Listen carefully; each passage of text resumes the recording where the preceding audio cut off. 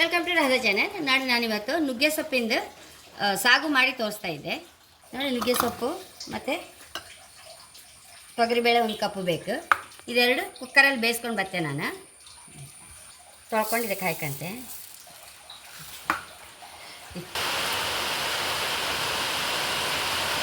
ಒಂದೆರಡು ವಿಸಿಲ್ ಬೇಯಿಸ್ಕೊಂಡು ಬರ್ತೆ ಕುಕ್ಕರಲ್ಲಿ.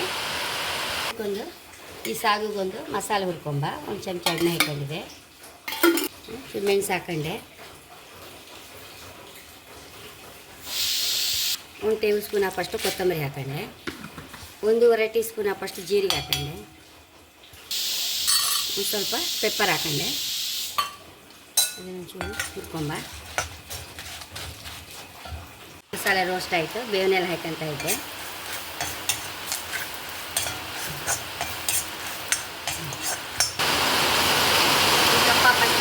ತೆಂಗಿನಕಾಯಿ ಹಾಕೊಂಡಿದ್ದೆ.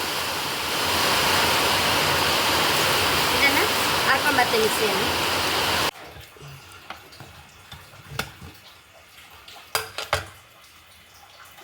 ಒಂಚೂರು ಹೀಗೆ ಮ್ಯಾಶ್ ಮಾಡ್ಕೊಂಬ. ಲಾಯ್ಕ್ ಬೆಂದಿದೆ ಸೊಪ್ಪು ಮತ್ತು ಬೇಳೆ. ರುಚಿ ತಕ್ಕಷ್ಟು ಉಪ್ಪು ಹಾಕೊಂಬ. ಚೂರು ಬೆಲ್ಲ ಹಾಕೊಂಬ. ಒಂಚೂರು ಅರಿಶಿನ ಹಾಕೊಂಬ. ಒಂಚೂರು ಮುರಿನೋಡು ಬೇಯಿಸಿ ಇಟ್ಕೊಂಡಿದ್ದೆ, ಅದರ ನೀರು ಹಾಕಂತ ಇದ್ದೆ. ಹುಣಸೆ ಹುಳಿ ಹಾಕೊಳ್ಳೋರು ಮಿಕ್ಸಿಯಲ್ಲಿ ಹರ್ಕೊಂಬಾಗಲೇ ಹುಣಸೆ ಹುಳಿ ಹಾಕೊಳ್ಳಾಕ.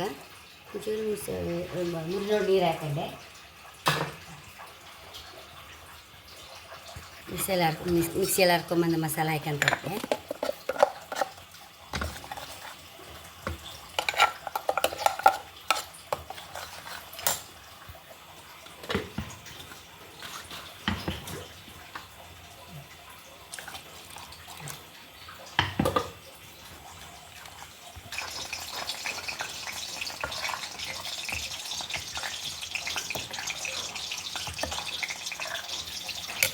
ಚೂರು ಎಣ್ಣೆ ಹಾಕಂತೆ ಒಗ್ಗರಣೆಗೆ. ಸಾಸಿವೆ ಹಾಕಂತ ಇದೆ.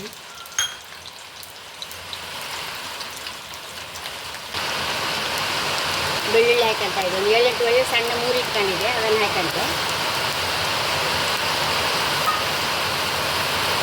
2 ನೀರು ಸಣ್ಣ ಕೊಚ್ಚಿ ಇಟ್ಕೊಂಡು ಅದನ್ನು ಹಾಕಂತ ಇದೆ.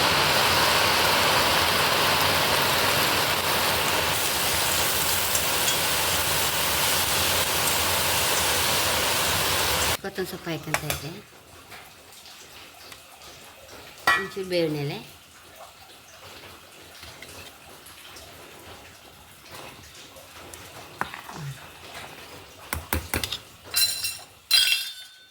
ಆಯ್ತಲ್ಲ. ಈಗ ಹುಳಿ ಇದಕ್ಕೆ ಹಾಕೊಂಡು ಒಂಚೂರು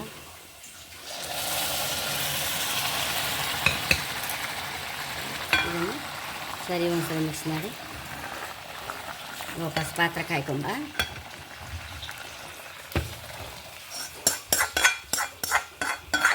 ಎಷ್ಟೋ ರುಚಿಯಾದ ಸೊಪ್ಪಿನ ಸಾಗು ರೆಡಿಯಾಗಿದೆ. ನಾನೀಗ ನುಗ್ಗೆ ಸೊಪ್ಪಿದು ಮಾಡಿ ತೋರಿಸಿದೆ ಅಲ್ಲ. ಈ ಹೊನಗನೆ ಸೊಪ್ಪು ಸಹ ಹೀಗೆ ಮಾಡಿದ್ರೆ ಹೈ ಕ್ಲಾಸ್ ಆಗುತ್ತೆ. ತುಂಬ ಅಂದರೆ ನಮ್ಗೆ ಅನ್ನಕ್ಕೆ, ಚಪಾತಿ ಎಲ್ಲದಕ್ಕೂ ತುಂಬ ಮ್ಯಾಚ್ ಆಗ್ತಿದೆ ಈ ಸೊಪ್ಪುಗಳು. ಈ ಥರ ಸಾಗುಗೆ ಅನ್ನಕ್ಕಂತೂ ಸೂಪರ್ ಆಯ್ತು ಫ್ರೆಂಡ್ಸ್. ಹಾಗೆ ನನ್ನ ಚಾನಲ್ ಇಷ್ಟ ಆದರೆ ಸಬ್ಸ್ಕ್ರೈಬ್ ಮಾಡಿ, ಲೈಕ್ ಮಾಡಿ, ಕಾಮೆಂಟ್ ಮಾಡೋದಂತೂ ಮರೆಯಬೇಡಿ. Thank you.